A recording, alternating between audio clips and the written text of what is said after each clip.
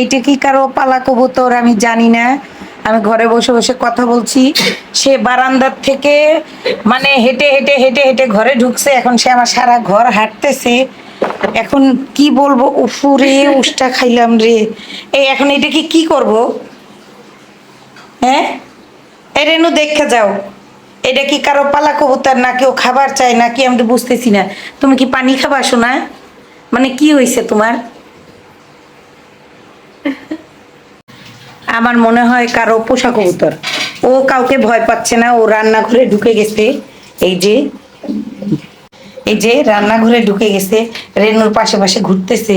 এখন কি করতে চায় আল্লাহ বাবু জানে।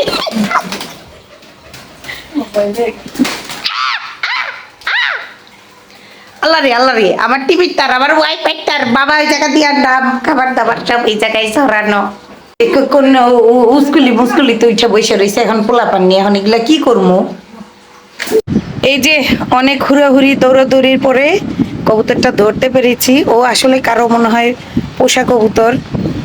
তো চলে এসছে ভুল করে আমার বাসায়, নিজের বাসা মনে করে। ওকে এখন ছেড়ে দিব। যাও বাবা, তুমি তোমার নিজের বাসায় যাও।